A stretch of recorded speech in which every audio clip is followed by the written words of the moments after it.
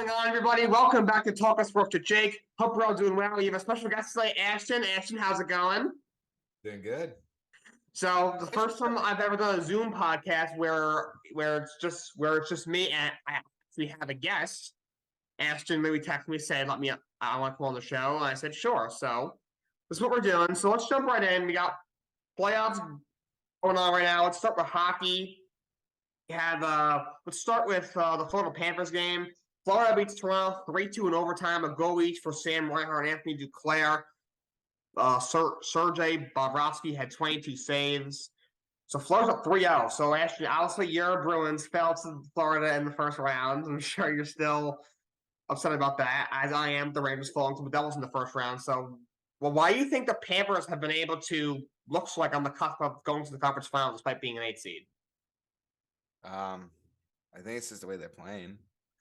They have the underdog mentality, like the Eagles did in 2018, where they wore those dog masks. That's basically what they're doing without the showing of it. They actually are going out there playing their game, and they just beat the best, arguably probably the greatest team assembled, like statistically. Yeah. The Bruins broke so many records. They go on to beat them in 7, and now you're going to play Toronto, who I remember even Jasmine saying she was afraid of playing, and we're kind of seeing it. They're down 3-0 to Florida, so Florida's just on a roll, and they have a chance. They could go all the way, but it all depends that they keep the mentality, they keep playing the way they've been playing, because once they slow down, that's when it hits. They just got to stay red hot. Just keep putting the pressure, I don't even know, because I don't even know what they're doing. I think they took some kind of drug, and now they're just really good. I couldn't tell you, because the first 2 games against the Bruins, they were god awful. Yeah. So I don't know, but if they just stay hot, they should make a run for it. Yeah, they're a team that's built for the postseason because they're very physical. They have a lot of big physical forwards. They can score. They're very good offensively. No one's ever doubted that. They're not great defensively. That was one of the reasons we thought Boston not only would beat them, but probably beat them in 4 or 5 games. And they have a hot goalie. In the NHL playoffs, if you have a hot goalie, you can really beat anybody. They started Anton Lyon the first 2 or 3 games. I still have no idea why. I don't know what Bruce Cassidy was thinking. First 2 or 3 games, like you said, Florida played horrible. Lyon was abysmal. He was giving up almost 4 goals a game. He was like, all right, this ain't working. Let's go to Sergei, who should have been starting in game 1 to begin with. And Florida's been a different team. He's been standing on his head, and they've been they're just rolling. I think they're just a better team than we thought. They weren't very good in the first half. They were not. They were probably like the second or third team out of the postseason. But for a good amount of the second half, at least the last month or so, they were in the wild card spot, like that 6 to 8 range in the East. But still, being 6 to 8 isn't saying a whole lot. But clearly, they're better than we expected because they are not looking like they are on the cusp of the Eastern Conference Finals. Well, they look like they should be doing what the Bruins should be doing. Yeah, it looks like the Bruins swapped. They were the 8th seed. Yeah, we thought the Boston would roll through everybody. Instead, it's Florida. Yep. The 2 teams that are also playing in the Eastern Conference, who will, of course, play most likely Florida in the next round, will be the New Jersey Devils or the Carolina Hurricanes. Devils get a game. They win 8-4. It was not a lot of goaltending and defense in that one. Devils won 8-4. So they get back to 2-1. Jack Hughes, 2 goals, 2 assists in that one.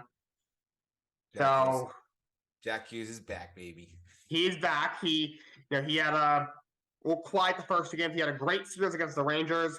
Was quiet the first 2 games, but this series is almost looking like the Devils series against the Rangers in the first round. Pretty much, except going the other way around. The Devils were down the whole series. Yeah, and they were down 2-0 again. They got against the Rangers. They lost 5-1 both games. And then they were able to. Then they got the next 3. Now they lost 5-1 and 6-1. Now they get game 3. So we'll see what game 4 brings. But my thing is, if I was the Hurricanes, I would give the Devils the first 2 games and then came back against the Devils, because it looked like history may repeat itself from the last round. The Rangers went up 2-0. They started off hot. Then they don't know what the heck happened. It just kind of fell apart. And They went to 7, then they lost. And now the Devils look like they're about to say, "You guys remember us from last series?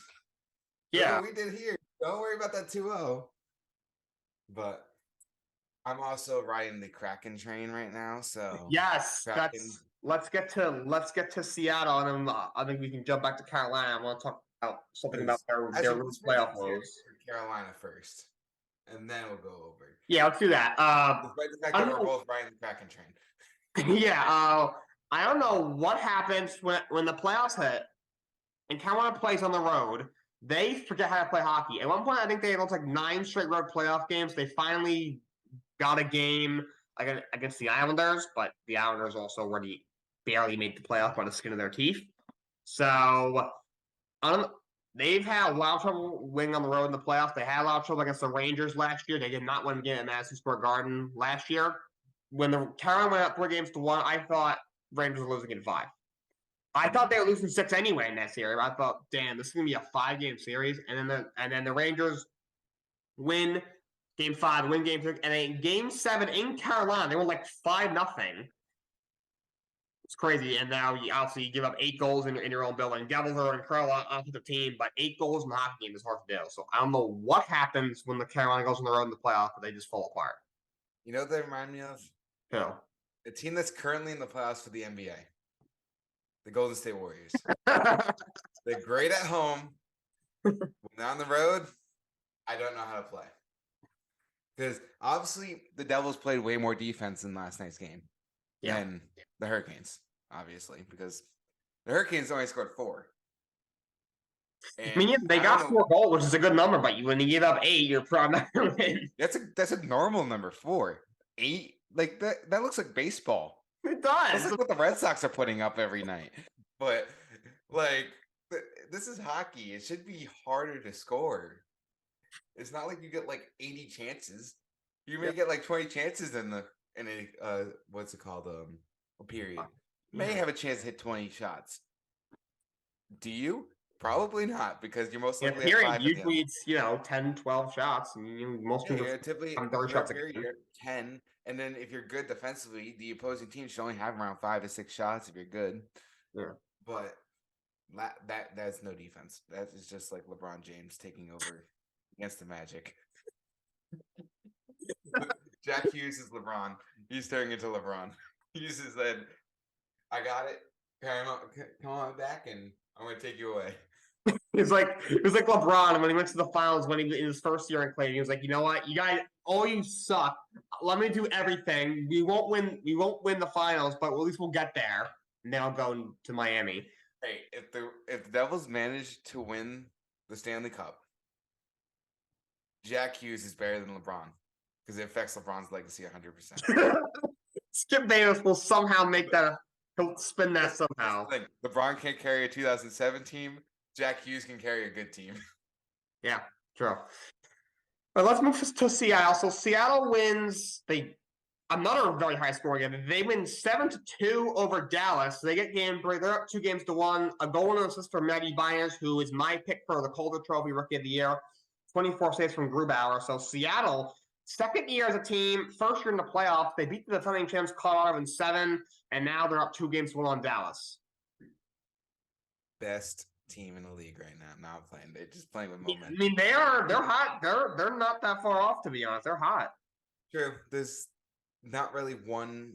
As you know, this kind of is one singular team that you can say is the best team in all of hockey right now, because the Bruins obviously are out, but the Kraken are making that run because they may have to face the team that everyone kind of sees as the favorite right now, and that's the Oilers. So there's a good chance that an Oilers Kraken series is coming up. So, because I know we're going to be talking about the Oilers next with the Golden Knights, because they play tonight. And was it game 3? Yeah, since they started 1-1. But the Kraken, they said, new team, look at us. We're going to win the chip this year. That's probably what they're going to the locker room saying every night, and they're playing like it. They play obviously great defense. They've only allowed Stars 2 goals. So great defense also wins championships. But the Kraken just keep on rolling. They feel like the Panthers of the West. Yeah. They like down that like roll where They're just on this momentum, and they're just not going to stop. Yeah, they are rolling. They're a team that's good on both sides of the puck, so I thought they could really give anybody a series, but I did not think they would beat Colorado. I had Colorado in 6 games, but I thought Seattle would make that a series, but they ended up they win the series outright in 7 games, and now they're facing a team in Dallas who I like. They are very good defensively. Jake Ottinger's a very good goalie, especially in the playoffs. He's been very good in the postseason. They're good offensively. I think they could be better. But Seattle's up. They're up 2-1 last year. They put 7 goals on a really good defensive team. And if I thought at the beginning they could easily win that series. And if they play Edmonton, it'll be a fun series. Speaking of Edmonton, they are 1-1 after game 1. I think it was like 6-4, 5-1 Oilers in game 2. They evened up the series, 2 goals each from Draisaitl and McDavid. Young Draisaitl has 12 goals this playoffs in 8 games. Good. That's crazy, and he's not even the best player on his team. What is that like? Would that be like 1.4 goals per game or something like that? It's crazy. I'm actually gonna do the math. I have to now. It's a little over a goal. It's over a goal a game. I think it's almost like a goal and a half a game. It's a goal and a half, literally. It's literally exactly a goal and a half. That's insane. That's crazy. So he has to score 2 goals and he gets 12. That's crazy. That's also one game we've played. Him and McDavid together, not even fair. McDavid. Yeah, McDavid, he's been phenomenal as well. I know, he's he may not averaging like 2 goals a game like he basically was in the regular season, but he had 2 goals in game 2, and he's still been phenomenal. Game 1 was really entertaining. It was very back and forth. I think Vegas won like 6-4 or 7-4. But this has been a very high scoring series. It's been a very high scoring round of playoffs. It really has. Yeah, the Devils put up 8, Seattle put up 7. It looked at the Oilers series. First game was like 6-4. Second game was 5-1. Yeah, it's just all scoring, no defense. Yeah, and look at the Carolina Devils series. The team that won scored 5, 6, and 8. Yep. It's a lot of goals in this NHL playoffs. This may go down as the most historic scoring playoffs. It might if these like the Rangers scored 5 goals twice in the series against the Devils that they lost. There's been some big numbers in this playoffs for sure. Yes. All right, so let's give your picks, Ashton, on who you think wins each second round series right now. I'm going to roll with let's see. Like, I want to see Carolina win, but I think the Devils pull it out. I think they're going to do what they did with the Rangers. Again, I have to ride the Panthers train. Panthers are going to win the series. They already have 3-0. Unless they have Doc Rivers coaching, they're not blowing this. Or Steve Kerr. I said I'm on the Kraken train. I'm rooting for the Kraken to win because second-year team. So I'm obviously going to pick them. The Oilers Golden Knights is a hard series to pick. That is. That's the one where I can't go. This team's winning. Right. Obviously, everyone's probably and Oilers fans would be mad if I say Golden Knights, and Golden Knights fans would be mad at me if I said Oilers. Yeah. I want to pick the upset. I want to take the Golden Knights. It's weird. Vegas is a higher seed, but there's a lot of people picking Edmonton just because they have the 2 best players in hockey, and it's hard to pick against them. Literally. But Vegas is the higher seed, which is crazy. All honesty, I think I picked every single upset. Really? Wow. Actually, no. I picked the Golden Knights. They're the first. Okay. So they're high. Never mind. I only picked one high seed, but everyone else was upset. The Devils upset. Panthers upset. Kraken upset. That's crazy. Yeah, for me, I'm going to also take Vegas. Vegas is a team that just people kind of forget about because there's a lot of talented teams. Obviously, the Bruins were in, the Rangers were in. You have, it was not too long ago. The Vegas did win the Stanley Cup. So yeah, they didn't win, but they were in the Cup their first year. That was 5 years ago. Yeah, they were in the Cup. They were in the Cup not that long ago. They. Outside of last year, they've always been a Cup contender, and last year they should have been. They dealt with a ton of injuries. They made the coaching change, and obviously it's worked. bring in, forgot who they brought in, but it's Wasn't it the guy the Bruins had? Was it Cassidy? casting him to Florida, I believe. Uh, Or wait, maybe Paul Maurice got a job. He went to Florida or Vegas. I think Paul Maurice might went to yeah, Vegas. the Golden Knights got Bruce Cassidy from the Bruins. Oh, sorry. So that's my mistake. Paul Maurice is in Florida, but yeah. So in Vegas is Bruce Cassidy. Yeah, so he's turned my team around, and Every team that yeah, got a new coach played better. yeah, like Bruins had a great they year. They got a new coach. Golden Knights are back. The Panthers played great, and they got a new coach.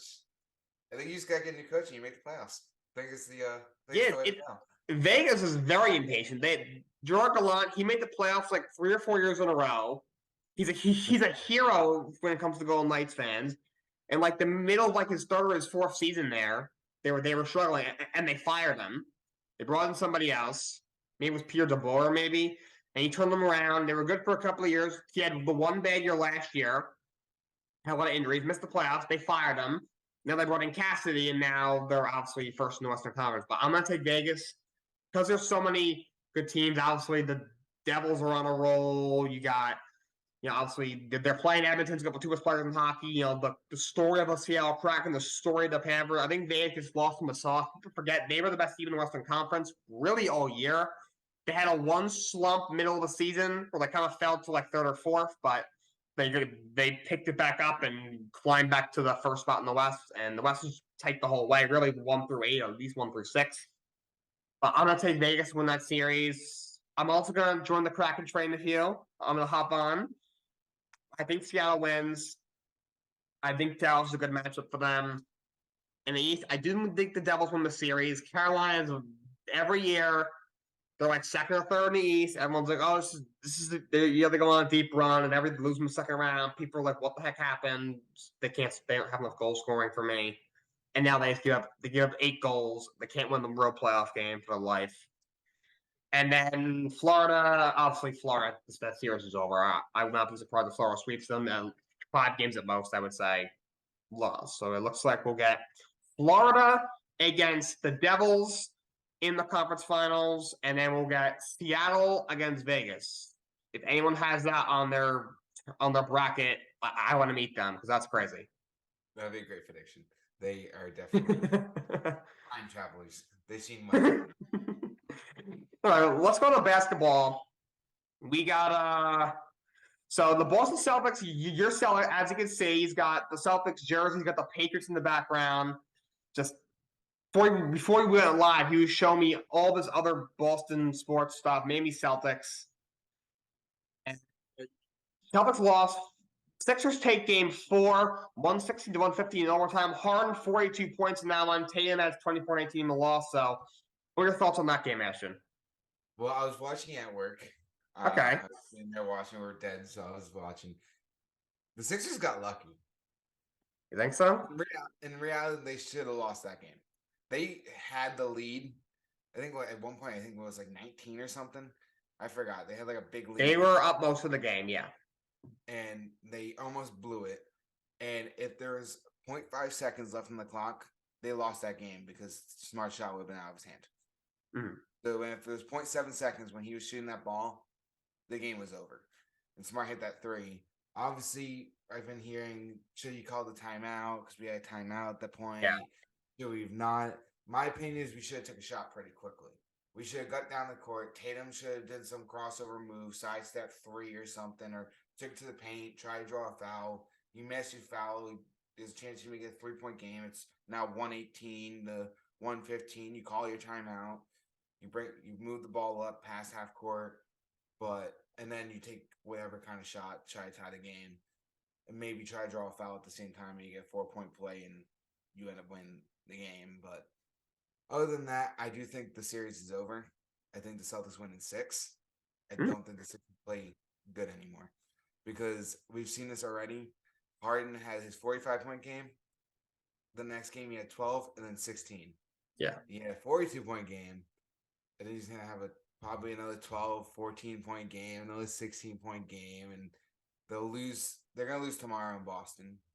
They've already shown The fan base can be loud. The Celtics can be pissed, and when they play pissed, they win. So, and then they'll go to Philly, and Philly will be too tired by then. So I get Celtics in 6. Yeah, that was a phenomenal game. It's weird because Boston really struggled in that first half. Tatum couldn't hit water if he was in the Atlantic Ocean, and they were down by 9. So I didn't watch the first half, but I know Celtics fans who were like, okay, we played horrible. Tatum needs to wake up. But we're down by 9, so it's like, so I was like, all right, Boston might win this game because if they're playing this bad and only down by 9, like they might have a shot. But then obviously, and then Boston at one point took like a 5-point lead late in that game. Then we tied it, and it was back and forth, back and forth. Comes up a timeout. I'm on the fence, so Philly ties it. Harden hits the mid-range, the floater with about 15, 13 seconds left. Mazzulla's got 2 left. I'm split because, all right, yes, you can advance the ball, you set up the play, but now you also get Philly time to set up their defense. That being said, when you have Tatum and Brown and you got guys like Horford and Smart around him who can also shoot for 3, there's only so much defense you can play. I mean, the score was 116-115. I mean, there wasn't a ton of defense. There's not a lot of defense in the NBA in general. Look at this postseason. Kind of like the NHL postseason. A lot of big scores. But I don't know. I'm kind of on the fence. I mean, they got a decent look. I forgot if it was Tatum who got a shot or if it was Brown. But they got a decent look. Just didn't quite go. Went to overtime. And of course, Harden had a phenomenal game. He had 42. He's had a weird series, obviously. He had 45 in game 1. They win without Embiid in Boston. Then Harden was as bad as he can possibly be. He was 5 of 28 the next 2 combined. And also drops 42 in game 4. Obviously Embiid's playing hurt. He missed a week with a 4 or 6 week injury. Phil needs some of these other guys to step up. Maxey, who's been pretty good. But these other guys, Niang, Melton, some of these other dudes got to also help out chances to be Embiid, especially when Embiid's hurt, and Harden. I think I had Boston at the beginning. It might go 7 now. We shall see. But I don't know. And in overtime, I thought it was the right move to not call a timeout. Tatum passing it to Smart. I mean, he made the shot. Like you said, he just ran out of time. But for me, Tatum's a star. He didn't have the best game. He's 20. I mean, outside 18 boards, he had 24. He struggled in the first half, but I thought played well in the second half. For me, I think Tam needs to have the ball in his hands, or at least Brown. I would not have given it to Smart with the game on the line. That was the one knock. And hey, the shot went in and it counted. And that's the other thing. Like if they had another second, it wouldn't even we would have been saying, "Oh my God, shout out to Tam for like trusting his teammates because he made the shot. He's running out of time." Yeah. I would have maybe called a timeout in regulation. That being said, I forgot if it was Tatum or Brown, but I do remember, I'm pretty sure one of those two got a good look. It just didn't quite go. Yeah, Tatum. It was Tatum. Yeah, he got a good look. It just didn't quite go in. It was right at the buzzer. But well, there was also another shot before overtime. Horford took a 3. He actually went in and then fell out. Yeah. Oh my God, that's right. Picture is actually in the hoop. I know. I remember that. I jumped when that happened. I forget. Was that in regulation or overtime? I think that was in regulation. I think we were up 105. Yeah, it's right. When it would have been 108 and probably would have sealed the game. Yeah, Celtics were up 105-100. It looked like they were pulling away. It was like a man left, and then Philly tied it. It was like, oh my God! And then Horford, or wait, they're up by 5, and then that would put them up by 8, like a minute left. Yeah, we put up 8, and then that pretty much would have sealed the deal. Yeah, and that was definitely a turning point. But Philly takes game 4. We head back to TD Garden for game 5. Tomorrow night at 7:30. Yep, and then we got not be in attendance. I know you. I know, Ashton. You went to game 2. I know, and they won. It was a random 3-point fest for the last 2 minutes of the third quarter. I was texting the group chat that we're all in. Yeah, that's right. Out of nowhere, I look up, everyone's cheering, and then I go back to finish the text, I cheer again, and then it was constant threes. It was I think we hit 9 threes in a row or something like that. It was crazy. Yeah. I remember at halftime, it was a close game, and I turned back on. They were 21 in the third quarter. I'm like, what the heck? Yeah, What happened? Yeah. That's what I expect to happen tomorrow night. Their Phillies gonna fall apart and Yeah. crumble. Just like the fact that he also Joel Embiid just like sucker kicked Grant Williams' face into the ground, but we're not going to talk about that. Seth Rollins. He went like full like WWE mode on that one. He went. Yeah, Graham was cut open bad on the sideline. Yeah, he cut up his, I think, lip. Yeah. Yeah, we have. What? Especially didn't lose any teeth. Yeah, that was rough. Also, 1991, Larry Bird smashed his face into the ground and then came back in the game. Same date, May 5th, 1991, really? Larry Bird did. May 5th of 2023, Grant Williams got his face shoved into the ground. That's crazy. I guess they both like wood. But yeah, Phoenix takes game 4, 129 to 124. Booker and KD had 36 apiece.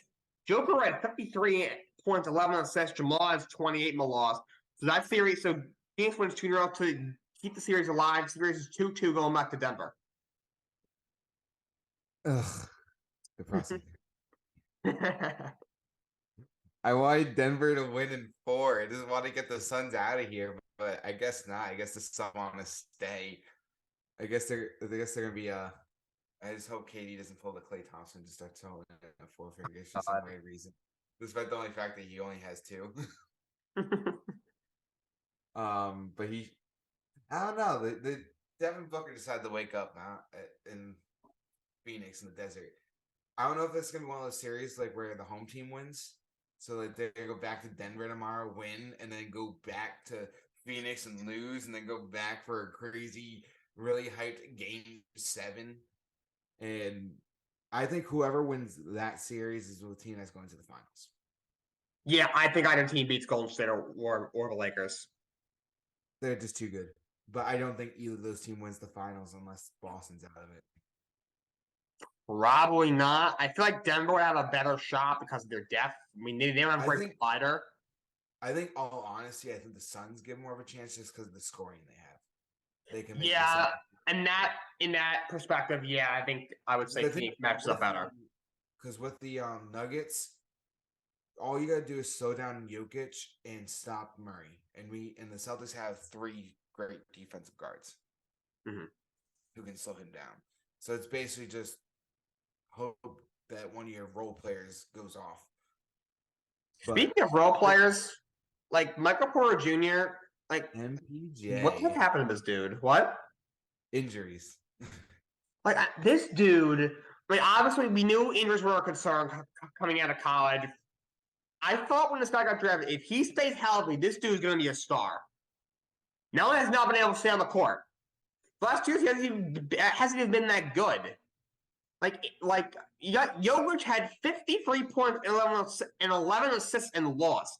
If I had 53 and 11 and lost, I would be like, what are y'all doing? Like that's until like Jamal Murray show. Jamal Murray also had 28 points. Like for me, I have one word you can compare Michael Porter Jr. to. What's that? Broken. Because he reminds me of a glass cup. You drop it, it shatters. He makes one wrong step, he shatters. Not playing wise, physically wise. He just collapses, breaks something, or something sprained, something happens. He's made of glass. We've heard this saying before because Gordon Hayward was made of glass, especially his tenure in Boston. He snapped his ankle. First game ever in Boston. He was always hurt, but then he played, and then now he's in Charlotte, and I don't even know if he still played at all. I don't even know if he was even on the team. Or he was just on the team. You using the term kind of loosely, but he was on the team. But here's the thing: was he on the team, or was this his name on the roster? His name was definitely on the roster. He played like 50 games probably, but he did play. Because I kind of forgot about him. And he just Jr. just reminds me of Gordon Hayward. And it's not because they're both white, small forwards. It's just because they're both made out of glass. They are, yeah. He's he's so weird. One game he'll have like 25, and next game he'll have like 4. Like the first quarter, he didn't miss a single Clay shot. He Thompson. was on fire. I thought Denver was going to easily win. In the last 3 quarters, he just disappeared. That's what Clay Thompson does for the Warriors. Yeah, Nelson's absolutely hate for me saying that. this is worse than we know. It's very annoying. Yeah, but yeah. And also, can somebody else step up? Aaron Gordon did nothing. Bruce Brown was horrible. He's always been horrible. He has. He's never been good, but like the dude at one point had 3 points and 3 fouls. He had as many fouls as points. Like, can this guy do something? Just don't play him. At this point, but they have nobody else. They can't play Jokic 48 minutes every night. But if you really think about it, if Denver and this is a crazy fun fact, if both Denver and the Celtics both make the finals, both head coaches went to the same high school. Really? That's crazy. Missoula and Malone? Same high school as me. Wow, that's so cool. Well, Mike Brown didn't graduate. He went there for a couple years and then he left and went somewhere else. And then Joe Mazzulla graduated from Hedrigan in 2007, I believe. 6, 7, somewhere around there, maybe 8. And then I went to high school and graduated in 2020 with his cousin, Jeremy Mazzulla. Really? Wow. Yes. So there's a lot of connections. So it'd be kind of crazy to see that in the NBA Finals. So obviously Denver needs to step the hell up and stop KD and Devin Booker. I don't know. They're just allowing KD to score. Like, who's KD anyway? Now I'm playing. But KD's probably arguably the greatest scorer in our generation anyway. But and then Devin Booker decided to take some drugs and came great. I don't know what basketball god drug he took. Oh my God. I don't know if he took the Kobe Bryant pill. I don't know if he took the Wilt pill. I don't know whose pill he took, but he decided to say, "Hey, I'm here. You guys kind of forgot about me because last year we underwhelmed you, and now we're back. Like, look at us! Come on, look at us." He looks like that desperate kid in a candy store. Like, that has the capability of getting anything he wants. But, like, he's just too excited, and he just wants to show it off. He's that rich kid in school that has, like, the newest Apple Watch, the newest iPhone, the moment it comes out. He gets the pre-release version of the Xbox Series X and the PS5s, and he has 3 Lambos, but he doesn't drive any of them, but he drives the Cadillac that was built in 2025. Like, he gets the version of the car that's 2 years in advance. That's him right now. He gets anything he wants. He shoots, he scores, he takes it to the paint, he scores, he hits the 3, he scores, he passes out. His teammates somehow gets this little vibe thing. Booker has been amazing this playoffs. He's probably, outside Jimmy Butler, he's probably had the second best performance so far. He's been amazing.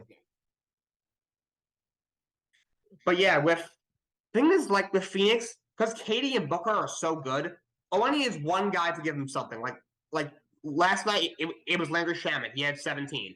That's all I need. And like Denver, all right, so they got 53 out of Jokic, 20 out of Murray. They all need is one guy to give them something. The problem is they're not getting that because Porter is good once a week. Gordon's not giving anything offensively. Bruce Brown just can't play. Like, one of these guys needs to give him like at least 15 or 20 points. It can't just be 2 guys doing everything. Oh, 100%. That's all. Like, both teams, their star duos are so good. Jokic and Murray, and then of course Booker and KD. The only is one other dude to give him something. Should I get a cane for Chris Paul? What? Should I just get Chris Paul a walking cane or a walker? I heard he's probably out game 5 and maybe game 6 he's coming back. Yeah, he's a little bit. He's old and injuries kicking his butt right now. I mean, yeah, he averaged like 13 points a game in the regular season. He's averaging 12 a game in the postseason. He's not the same player. Yeah. But like, my thing is like, if KD and Booker are giving you 30 plus every night, but if Paul can give you 10, and then you have one, and like Shaman or one of these guys gives you 12, 15, that might be all they need. Yeah, like if like Porter Jr. or one of these dudes, the Joker's always gonna get his. Murray in the playoffs is a different animal. They just need one other dude to do something, and no one else in my team is doing anything. Like I said, Porter is is a magician. He's he's the biggest disappearing act. You got Brown suck. Gordon needs to step up. Somebody needs to help him out. Yeah, but that's what happens when your depth is not that great. If you're like Phoenix. This is the round of no depth. Really, Denver, Phoenix. Who has the better starting lineup? Whoever's going to go off and win. That's practically it. It's it's either like look the Lakers. If Anthony Davis has Dave's AD has 30, 50, and 3 blocks, and Lakers win, or he has 10 points, and Lakers lose. Yep. Which is the series we talk about next, right? Yes, it is. So the Lakers won Game 3 without much issue, 127-97. AD 25, 13, 4 blocks and 3 steals. He's the 3rd Lakers player ever, besides Kareem and Shaq, to have multiple games in the playoffs with at least 25, at least 10 rebounds, and at least 2 blocks. He's averaging 4 blocks a game in the postseason. It looks like right now, that if AD shows up, the Lakers are going to win, but when he doesn't, the Warriors win.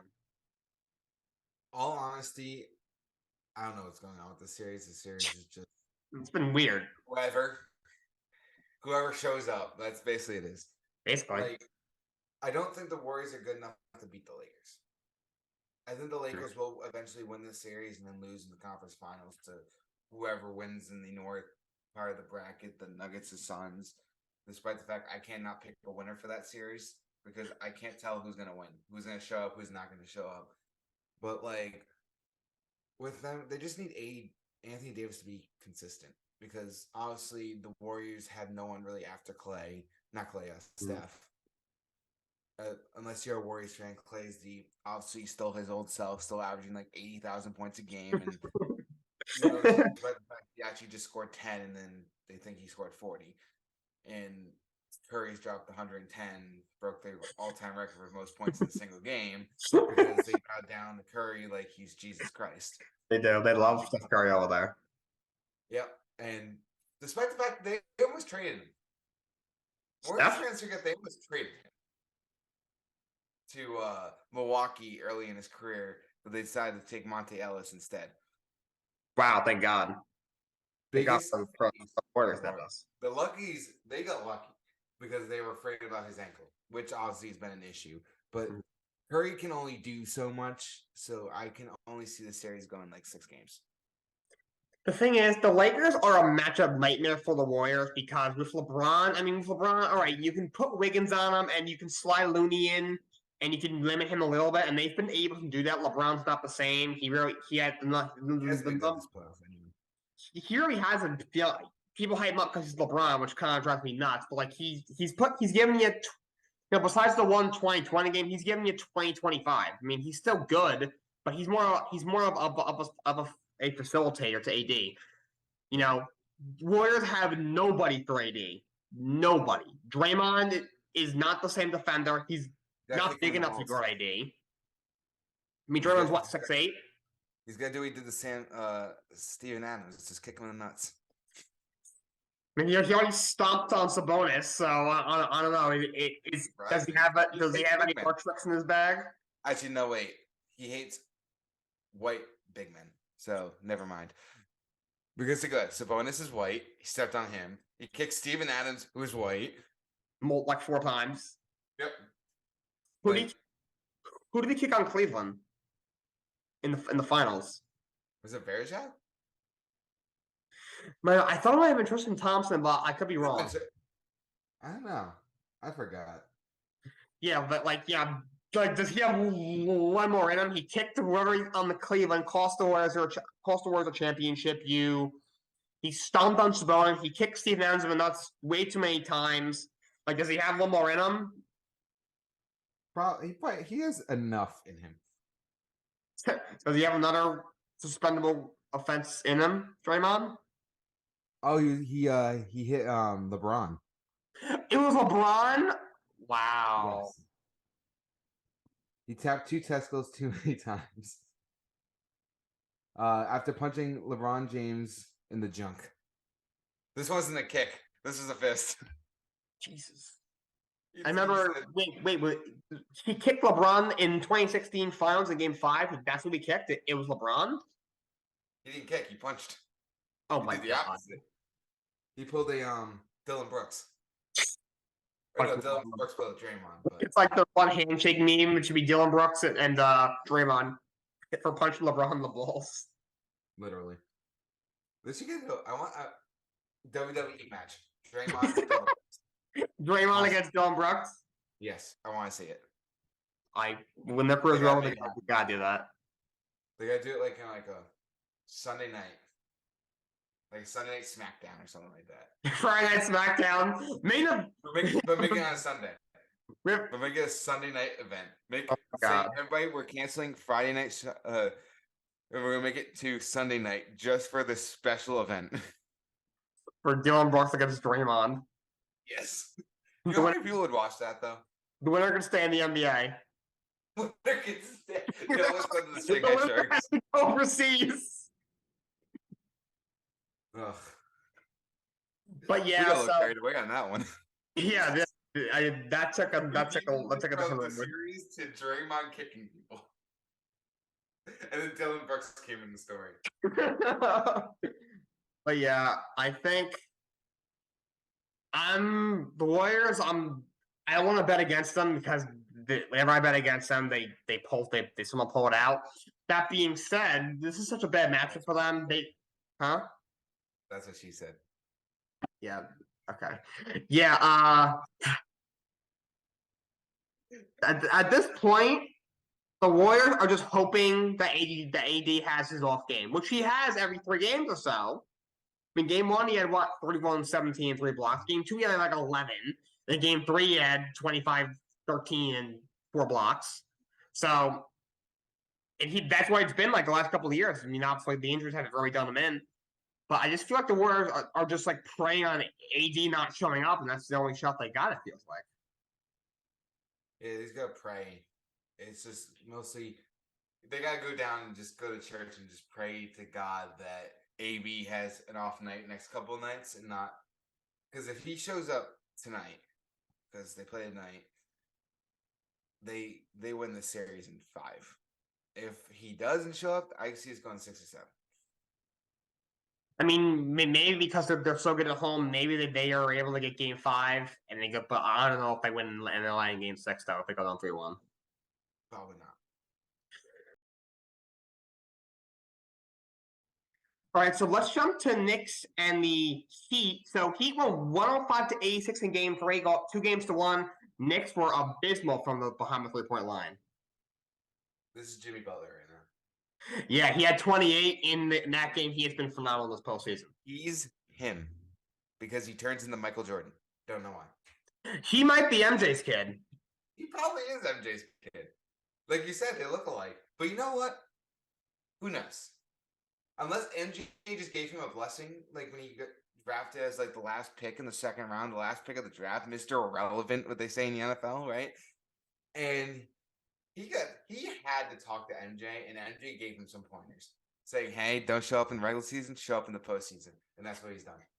He's done that every single year he's been in the playoffs, especially since he's been in Miami. I don't know what Spoelstra put him on. Spoelstra made him even better in the playoffs. I don't understand. What is Spoelstra's magic? He has some voodoo magic thing that he's pulling out, and his players play better. But Jimmy Butler is basically the X factor for the series. If he's on, he's on. If he's off, the team's off. There's no middle ground. It's either here or here. If you're a Heat fan, you gotta hope here every night and not hope this. If you're a Knicks fan, you gotta hope this every night. Yeah. So ankle was the size of a baseball. Yeah, that was crazy. Obviously, we saw game 2 when he was at the Knicks one. Knicks definitely gotta make their threes. They in game 1. I mean, they didn't even really miss Randall that much in game 1. I didn't think.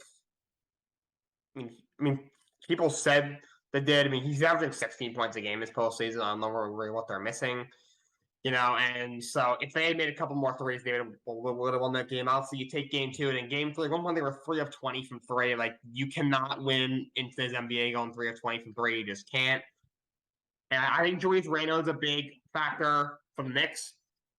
No, and obviously in game one, not in game one, game three when he was horrible. Obviously they got blown out. In game two, he had big 26 points. He had a big game.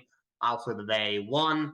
I don't know if he's playing hurt. He missed the last couple weeks of the regular season with a knee injury, and all of a sudden it was like poof, he's back for game one against Cleveland. And then he hurt his ankle in game five against Cleveland. He didn't play game one.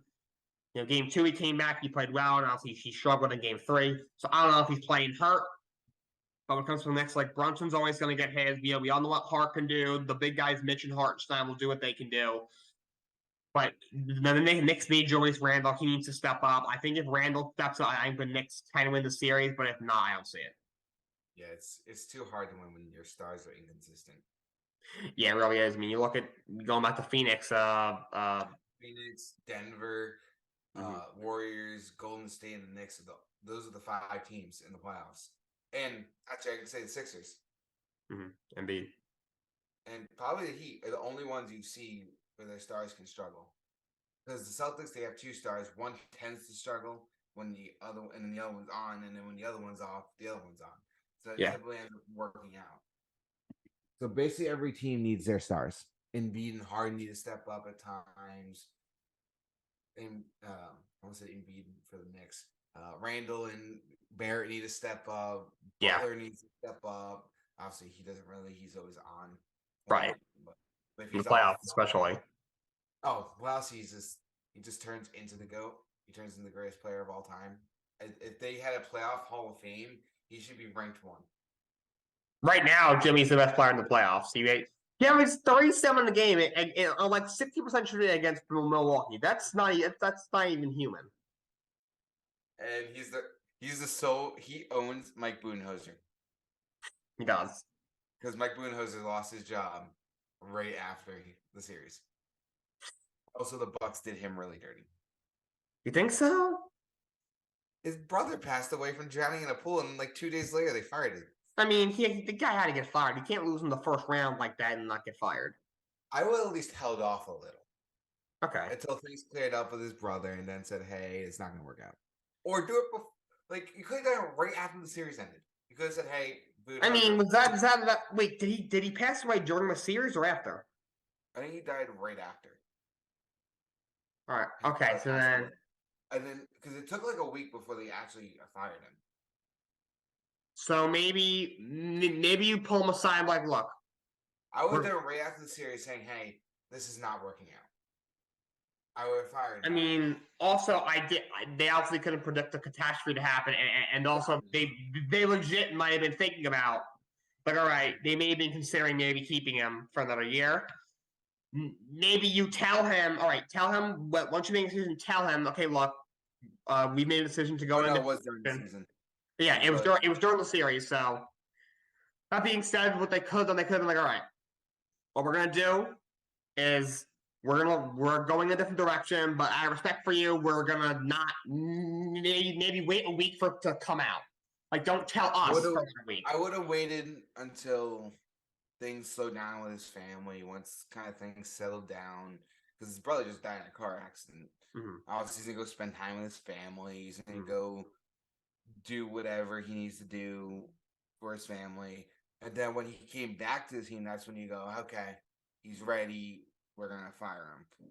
Obviously, Budenholzer's getting another job somewhere. He's a good coach. So maybe the Sixers look at him if they get rid of Doc. Maybe the Celtics bring him on as assistant. I wouldn't mind that. I don't know why you take an assistant job, but if there's no other, if he can't get a head job, if he'll beat him to the punch, he might be like, all right, let me go to Boston and the regain some credibility, and then go out next year and get something. The Celtics could get Steven Silas, Mike Budenholzer, and pair that with Joe Mazzulla. That'd be a good staff. That would be probably the best staff in the league. Probably. And we would have the reason. We would know how to stop Giannis, because we have his former coach. Yeah. But who the Bucks hire? Like, where are they going? I've heard the top 2 candidates are either Nick Nurse or Charles Lee, their assistant. I know Charles Lee is also a candidate in Detroit. That's what I've heard so far, but other than that, it's been pretty quiet. I don't know why people want Nick Nurse. No offense. Really? Not that great of a coach. Really? I think he's a good coach. The Toronto team's not that bad. He made them worse. I mean, he also won a championship with them. Did he or did Kawhi? Oh no, yeah, it was Kawhi, but you gotta give him some credit. I don't think it was like Tyler championship, but a healthy prime Kawhi on my team. Just give the ball to Kawhi and then hope someone else stepped alongside of him. And that's what happened. Siakam stepped up alongside Kawhi. It'd be like saying Doc Rivers is a good coach because he won in 2008 with a stacked. Well, yeah, he had three Hall of Famers. Yeah. Nick Nurse also hasn't blown 64 leads. He didn't do that with the Celtics. He did that with the Clippers and then Sixers, which I'm glad because that doesn't mean he affected my Celtics. It's just hard for me to see him as a good head coach when you have great players. You see the good head coach. He has no gap on that team. You also see the good coach that can step around those things. Like Joe Mazzulla found a way to make Derek White was a bench player and now he's a starter. Smart, who probably should be on the bench, is a starter, but he's made a work around it. Robert Williams should be our starting center, but he moved into the bench. He made switches and it's working. Also, he has two great players in Jason Tatum and Jaylen Brown, but you probably could take them out, and this team still could win a lot of games and make the playoffs. Mm-hmm. So it's just hard for me to say great coach, but I think he's a good coach. I think he's solid. He's enough to help your team. I don't think he's gonna be the reason, like a game plan reason why you win a game or win a series. Because he couldn't repeat. Like even after Kawhi left, they still had a great team, and he couldn't do anything with them. Something was definitely wrong. I really think Toronto doesn't need to change. I'm not saying it's on the players. I'm not even saying it's on theirs. I think just they overall just needed a new voice. I know something came out where the Raptors were talking to Nurse. A couple of things they were trying to preach they had issue with was developing the bench and then accountability. The whole accountability thing there's nothing we can really compare that to with the Raptors. That's something the Raptors front office knows. We don't. We obviously there's nothing that we could see. It's not like when Zach Wilson said on national television, absolutely we could see it was an issue with him. Nothing like that happened in Toronto, so we can't really tell. But like developing the bench, I'm like who? Chris Boucher? I mean, Chris Boucher's a pretty good player, but like my thing is those are Jakopoto. I mean, they had him, but like there wasn't that much to really develop. Well, yeah, that's what happens when you draft. I mean, yeah, they weren't. I mean, you look at that team. You drafted Siakam, Van Vliet, and they drafted OG. You drafted Scotty. I mean, a lot of the team is drafted. I mean, but I don't know. I thought it was the right move to let him go. They definitely need a change. But I think he should get another job. Yeah, he'll probably get one. Yeah. All right, so moving on. Don't got much else. I want to talk about a little bit of football. I talked about this with Justin probably right after the first round, and I talked about this last week with just myself. Ashton, I want to give me one team that won the draft, the NFL draft, and one team that lost the draft. My obvious loss for the draft, actually, it comes down between two. Denver, I had no clue where they were going. I mean, they don't have a lot of draft picks. And then Miami. They were those two teams just confused me. I mean, they don't have a lot. What are you doing? It was just so confusing. And I just sat there looking at space they didn't even draft a tight end. Until late in the draft. Miami, yeah. Was it Croft that they drafted? I forgot who they drafted. Pretty sure. And then the Michael Mims pick for Broncos was very confusing. And I'm sitting there, okay, you're saying you're not trading Judy and Sutton, but you go out and draft another receiver. You also have KJ Hamler on your team. What's the need? Yeah. When they had other needs that they could have probably fixed. And then for my winners, I have two. I have obviously everyone's the Eagles. They managed to get Nolan Smith and Jalen Carter and Keely Ringo. So they basically just drafted the Georgia team, pretty much. There's so many Pretty of those much guys are over Georgia. there. They traded for DeAndre Swift in the draft. And they got another Bulldog. And they already had Jalen Carter. They got too many Bulldogs. Jordan Davis, yeah.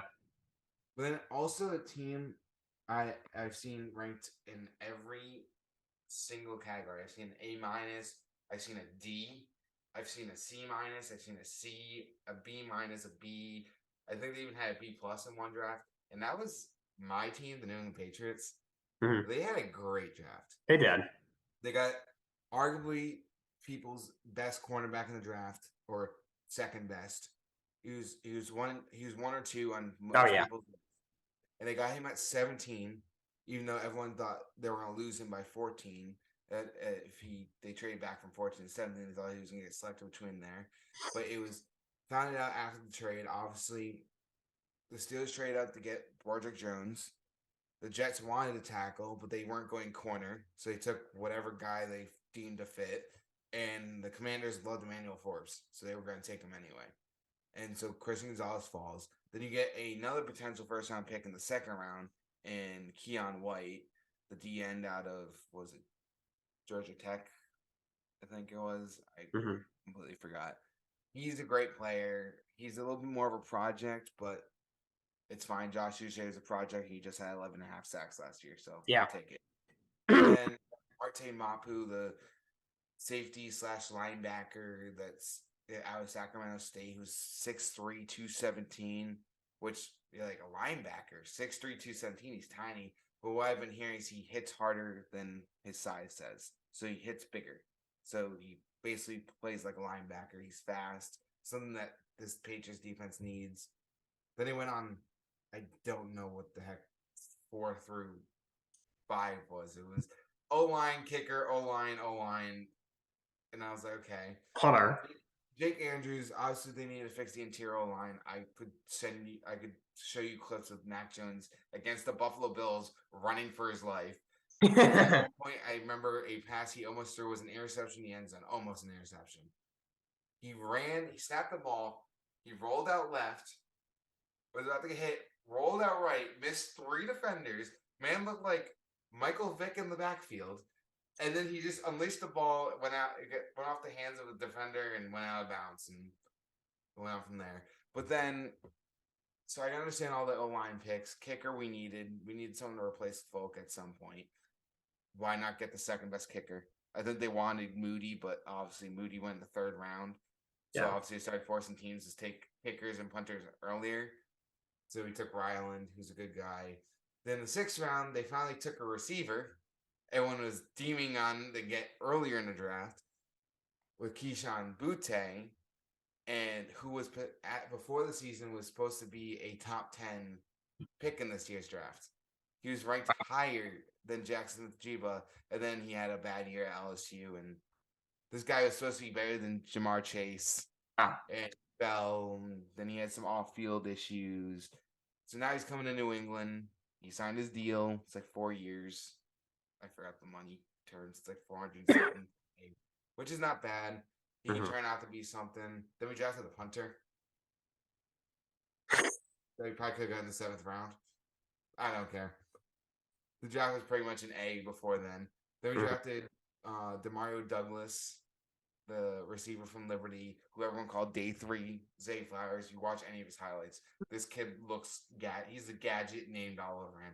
He's got Debo named all over him. They're going to use him like Debo. How Debo is used as a running back. He's used as a receiver. I'm surprised he wasn't quarterback yet.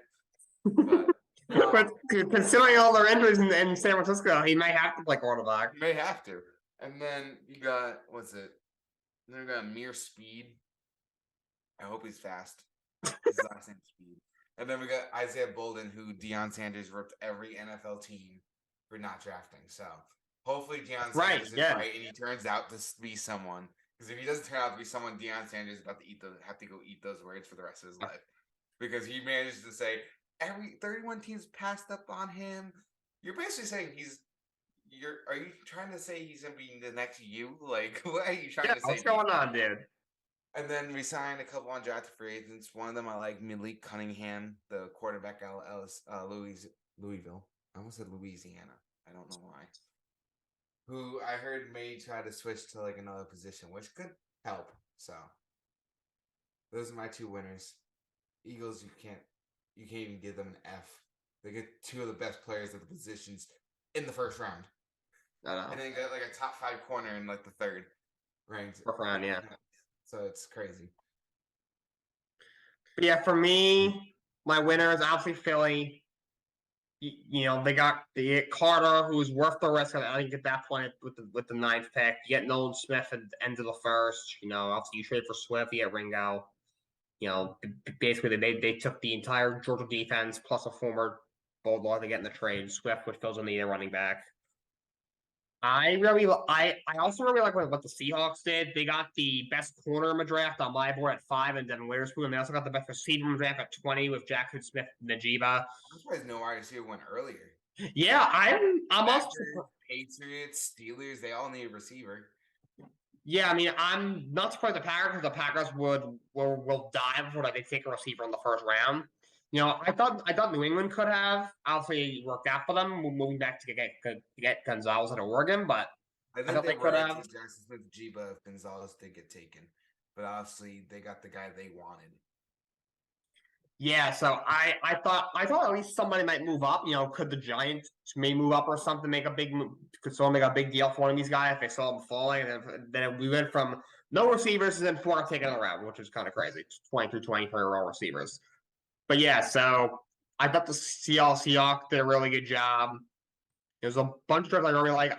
I do like what the Giants did. They hit all their needs. They got a good corner in Banks in the first. They got a center at Minnesota in John Michael Schmitz, who I did have as my #1 center in the second. And they got a receiver who I like in height in the 3rd round. So I thought they did a good job. There were a lot of good drafts. I want to talk about the Lions. They were like kind of in the middle for me. They took good players, but they took them at weird spots. Like I like Jahmyr Gibbs.